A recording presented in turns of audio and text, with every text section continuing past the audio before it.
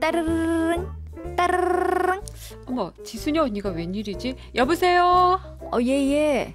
종순아, 요즘 별일 없지? 쫑수도 잘 지내고? 아유, 그럼 우리 아들 잘 지내지 왜?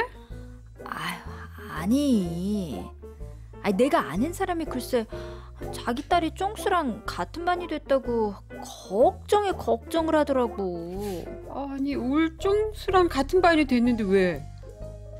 어떻게 말해야 되니? 쫑수가 애들 사이에서 지저분한 아이라고 소문이 났나 봐. 그래서 불안하대. 근데 쫑수 어떤 애인지 난 알잖아. 내가 잘 말했어. 그러니까 너무 걱정하지 마. 알겠어. 언니 고마워요. 다음에 연락할게. 엄마, 학교 다녀왔습니다. 아이고, 우리 아들 왔어? 잘 다녀왔어? 학교에선 별일 없었고? 재밌게 놀다 왔어. 아들, 엄마가 코 나오면 그때그때 휴지로 깨끗이 닦으라고 했잖아. 맞다. 근데 까먹었어.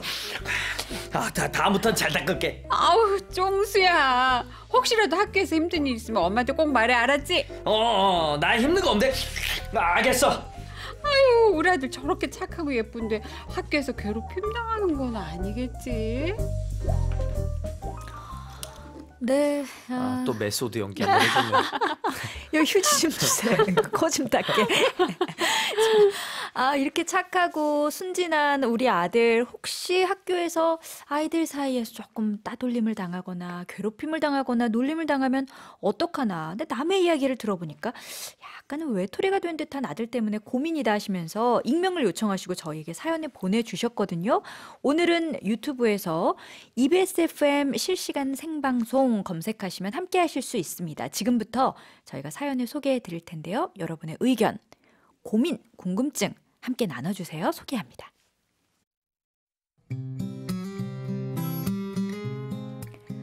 7살, 9살 형제를 키우는 워킹맘입니다. 초등 2학년이 된 저희 큰아들 때문에 요즘 고민이에요. 1학년이 끝나가던 초겨울, 선생님께 전화가 왔습니다. 아들이 코를 파서 옷과 책상에 묻히는 등 지저분한 행동을 한다면서요.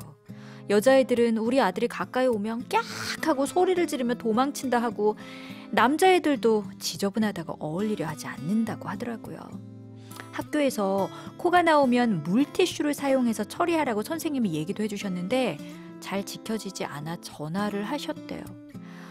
뒤통수를 맞는 느낌이었습니다. 우리 큰아들이 깔끔하지 않은 성격인 건 알고 있었지만 그런 행동으로 인해서 지저분하고 더러운 아이로 취급받고 있다 생각하니까 마음이 아팠죠. 어쨌든 집에서도 고치려고 애를 많이 썼습니다. 좋은 말로 달래도 보고 경고도 줘보고 핸드폰 보는 시간도 없어진다면서 협박까지 해봤어요. 덕분에 처음보단 나아졌지만 여전히 그러네요. 진짜 문제는 얼마 전에 들었던 얘긴데요. 아는 엄마가 다른 엄마랑 통화를 했는데 그 다른 엄마가 저희 집 애랑 그 집 애랑 같은 반이 됐다면서 이런 얘기를 하더래요. 자기 아들이 지저분한 아이랑 같은 반이 돼서 엄청 고민되고 불안해했다고. 새학기 시작도 전에 벌써부터 지저분한 아이로 낙인 찍혀 따돌림 당하는 아이, 가슴이 아팠습니다. 아들에게 물어보면 정작 본인은 그리 심각하게 생각하지 않는 듯해요. 엄마 아빠에게 스트레스 받는다는 말도 하지 않고요. 학교 다니는 것도 싫어하지 않고 공부도 곧잘 합니다. 저희 큰아들은 유치원 때부터 지금까지 다른 애들이 안 하는 행동을 하는 편이기는 해요. 또 처음 가본 곳에선 가만히 앉아있지 못하고 탐색부터 합니다. 한동안 집중도 못하고요. 그리고 또래 친구보단 선생님, 엄마 친구, 삼촌 등 어른들에게 더 관심을 가지고 귀여움을 받으려 하죠. 본인은 괜찮은데 우리 부부만 스트레스를 받는 건지, 혹 아들이 상처를 받았다면 어떻게 다독여줘야 할지, 부모 행동에 문제가 있었다면 그게 뭔지 조만간 남편과 같이 상담센터에 가보려고요. 그 전에 라행세 선생님들의 조언을 먼저 들어보고 어떻게 할지 결정을 하려고 합니다. 좀 부탁드려요.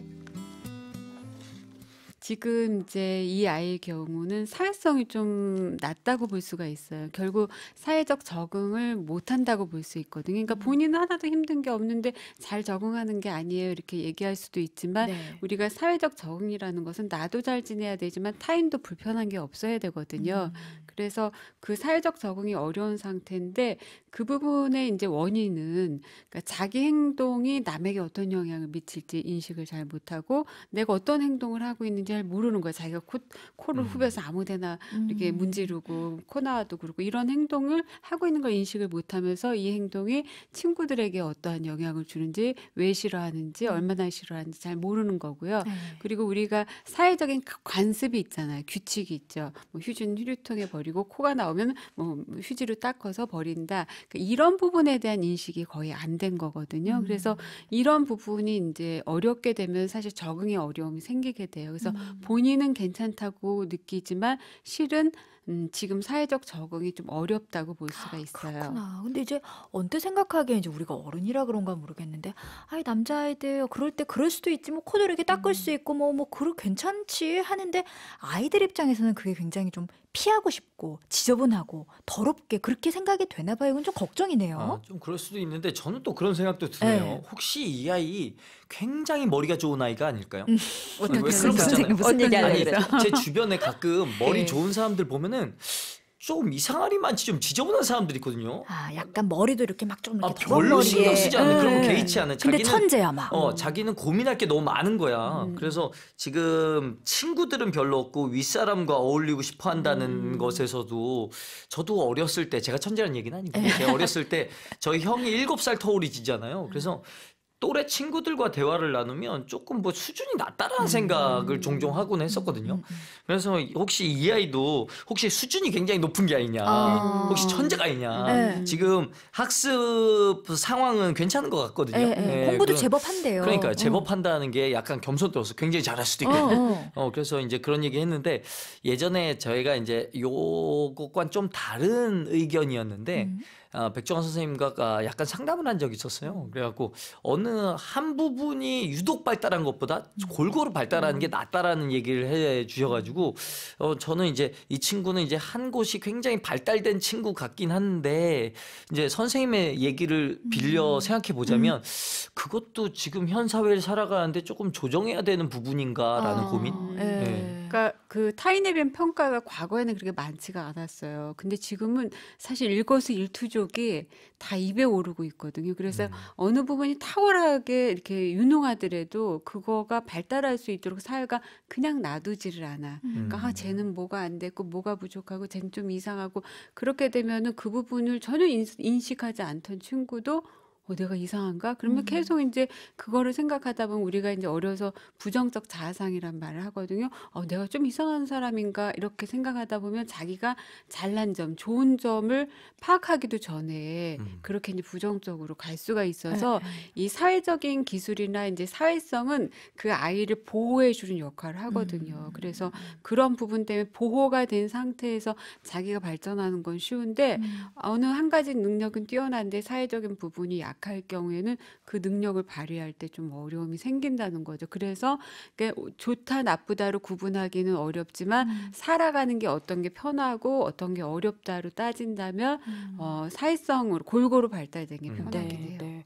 그러니까 지금 아이 같은 경우는 엄마가 이야기를 나눠보니까 전혀 본인은 학교 생활하는데 또 네. 친구들과 어울리는데 전혀 본인은 불편함이 없어요. 근데 아이가 느끼지 못하는 걸까요? 아니면 알면서도 그걸 피하는 느낌일까요? 뭐 어떻게 보세요? 제가 봤을 때는 이제 그러니까 알면서 알지 못하는 건 한 4분의 1 정도, 그러니까 4분의 3 정도 되는 것 같고 알면서도 피하는 건 한 4분의 1 정도 된 것 같아요. 왜냐하면은 집에서도 엄마가 얘기했을 때 잘 안 듣거든요. 네. 코 잘 닦아라 이런 부분들이 안 되는 걸로 봐서 참 모르는 거가 더 많은 것 같긴 해요. 그러니까요. 우리 딸한테도 꼭 얘기하지만 잠에서 깸과 동시에 코를 파서 튕겨요. 그러니까 그거는 뭐 잠결에 거의 하는 행동이라. 근데 그 자기가 부끄러운 건 좀 아는 것 같긴 하더라고요. 예. 근데 일단 아까 그 우리 꽁트에서는 그런 거였잖아요. 그 엄마 친구가 얘기를 해주잖아요. 이런 부분은 얘기를 해주는 게 맞는지 안 하는지 이건 그런 생각도 들어요. 그러니까 이야기를 해줌으로 인해서 사실 아이들 사이에서 어쩌면 우리 아이가 외톨이가 될 수도 있는 확률을 엄마가 좀 안 건 있지만 사실 네. 걱정이 많고 불쾌하기도 하고 그렇거든요. 그렇죠. 더 신경이 쓰여서 네. 애를 더 혼낼 수도 있고 네. 제 입장은 담임 선생님한테 듣는 게 제일 좋은 것 같긴 그래요. 해요. 일단은 아이가 학교 생활을 적응하는데 별 문제가 없게 또 아이들로부터 외톨이, 네. 따돌림 당하지 않도록 엄마가 아이를 좀 보호하는 게 필요할 것 같은데 엄마가 어떤 부분 좀 신경 쓰셔야 될까요? 제가 봐서는 이제 아이도 이제 사회성과 관련된 부분이 좀 약하기도 한데 집에서 어려서부터 엄마가 얘한테 뭐 씻는 거, 먹는 거, 옷 입는 거 이런 부분들을 거의 다 해줬을 확률이 높아요. 그래서 우리가 운전할 때 내가 운전했던 길은 잘 기억하지만 옆에서 따라가면은 아무리 여러 번 가도 기억을 못하는 네. 것처럼 자기 일을 자기가 해야 되거든요. 근데 코가 나왔을 때 엄마가 코를 닦아서 이제 휴지통에 엄마가 버린다든지 그러면 자기는 뭘 했는지를 모를 수가 있어요. 그래서 일단 이거 코 푸는 게 가장 큰 문제 같거든요. 네. 감기에 안 걸리든가 네. 아니면 감기에 걸려서 코가 나왔을 적에 집에서 정확하게 알려주셔야 돼요. 이제 코 나오면 휴지로 갖고 닦어라고 해주시면 안 되고 이제 목표가 이번 달 목표는 코가 나왔을 때 휴지로 닦아서 그 휴지를 쓰레기통에 버리는 거, 코딱지를 손으로 후비지 않는 게 목표가 되죠. 그러면 이제 코가 나왔어요. 그럼 휴지를 진짜 갖다 주셔야 돼요. 실제로 갖다 주시고 엄마가 보는 앞에서 풀라고 하셔야 돼요. 그래서 푼 거를 휴지통에 갖다 넣으라고 그래서 그 과정을 자기 걸로 만들어야지 그냥 지나가는 소리를 계속 이제 그 잔소리를 하게 되면 얘는 못 알아듣게 되거든요. 완전히 아이 시작하듯이 그 부분은 계속 그렇죠. 엄마가 체크를 하셔야 되는군요. 네, 우리가 아무리 나이가 들었다고 해서 그 자전거를 배울 때 처음 배우는 사람이 어른이라고 다르지 않거든요. 네. 어린아이처럼 똑같이 시작부터 끝까지 다 배워야 되는 것처럼 이 자조 능력이라고 하거든요. 일상생활을 사는 것들을 처음부터 몰랐던 친구는 처음부터 가르쳐 주시는 게 맞아요. 그리고 그 저희 형도 어렸을 때 묘한 버릇이 있었는데 이 목에 울대를 자꾸 이렇게 만지는 버릇이 있었어요. 이건 버릇이란 말이죠. 네. 근데 이 친구도 어쩌면 아주 별 생각 안 하고 코를 파서 이렇게 하는 과정이 일종의 버릇일 수가 있는 거죠.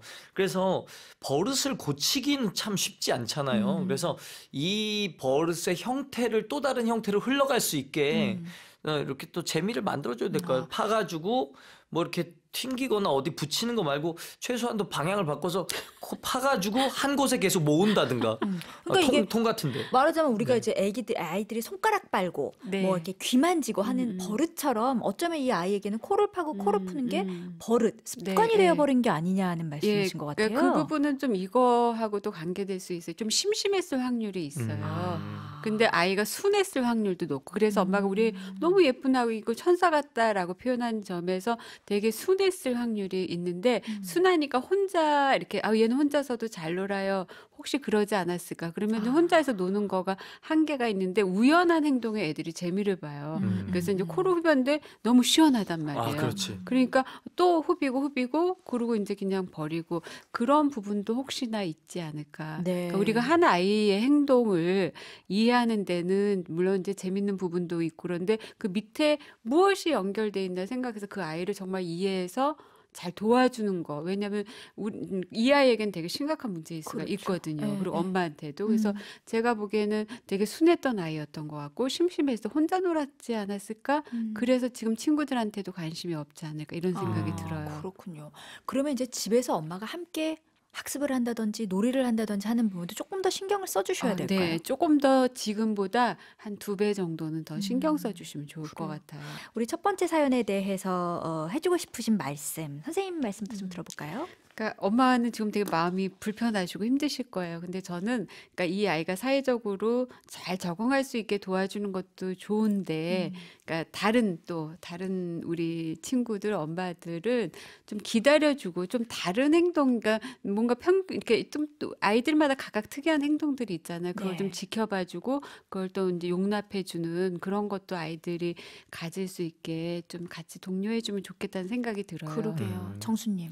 이 아이가 들어와서 뭐 괜찮다고 얘기를 했다고 하잖아요. 그런데 또 그럴 수도 있어요. 아이가 학교 돌아와서 집안의 생활이라는 게 뻔하거든요. 들어와서 엄마 나왔어요. 그래 어때 오늘 학교에서 어땠어? 괜찮았어. 그리고 이제 TV 보기 시작. 아니면 뭐 딴 걸 하든가. 그러니까 딱 앉아서 진득하니 오늘 뭐 했어? 이렇게 했고 나는 어떤 기분이야? 라고 얘기할 시간이 없어요. 맞아요. 예, 그래서 어쩌면 대화의 시간을 놓쳐서 그 친구의 현재 상태를 정확하게 못 들었을 수도 있거든요. 뭐 가끔 애들이 다 그렇잖아요. 이렇게 같이 지내다 보면 유치원은 어땠어? 그냥 잘 지냈어. 그런데 갑자기 뭐 하다가 장난치다 놀다가 맞다. 오늘 유치원에서 뭐 했어? 뭐 그런데 얘기했는데 그게 너무 깜짝 놀랄 때가 있거든요. 그러니까 이렇게 얘기할 타이밍을 놓쳐서 얘기 못한 걸 수도 있으니까 얘기할 시간을 좀 늘려보는 것도 괜찮을 것 같아요. 네, 저는 2부에 두 분과 다시 돌아오겠습니다.